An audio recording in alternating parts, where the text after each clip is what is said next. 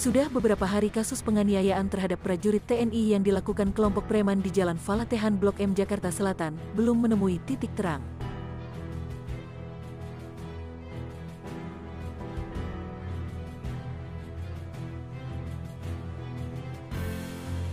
Sejauh ini tak juga diketahui dengan pasti duduk perkara kasus itu dan siapa sebenarnya preman-preman yang terlibat.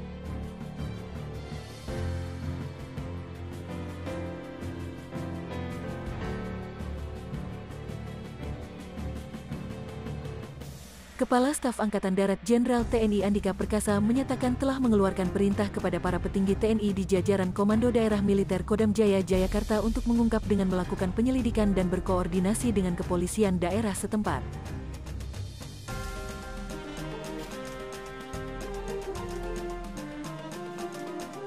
Menurut Jenderal TNI Andika, beliau telah memerintahkan Panglima Kodam Jaya, Mayor Jenderal TNI Dudung Abdurrahman, sebagai Jenderal TNI terdepan dalam mengusut kasus kekerasan itu secara internal. Selain Maijen TNI Dudung, ada 3 Jenderal TNI lainnya yang diperintahkan Kasat untuk terlibat dalam penyelidikan kasus ini. Mulai dari Komandan Pusat Polisi Militer Puspom TNI, Mayor Jenderal TNI Edi Rate Muiz, Direktur Hukum TNI Angkatan Darat Dirkumat, Brigadir Jenderal TNI Teti Melina Lubis, hingga Asisten Intelijen Kasat, Mayor Jenderal TNI Teguh Arif Indratmoko.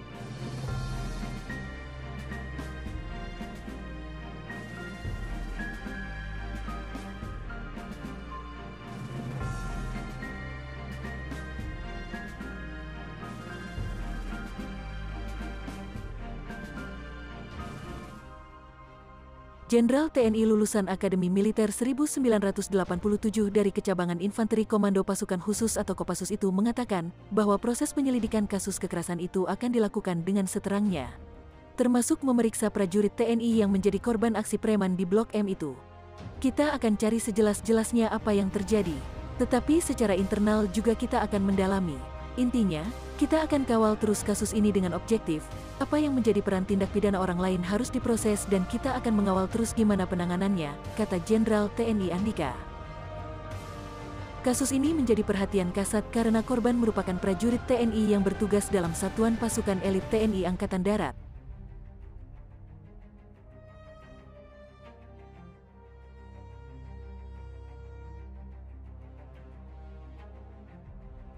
Selain itu, ada korban lain yang berasal dari Polri, bahkan hingga menyebabkan kematian. Sementara itu, prajurit TNI yang terluka dalam tindak kekerasan itu masih menjalani perawatan medis di Rumah Sakit Pusat Angkatan Darat Jakarta Pusat. Kondisi prajurit TNI itu cukup parah. Menurut Jenderal TNI Andika, korban mengalami luka serius di bagian vital.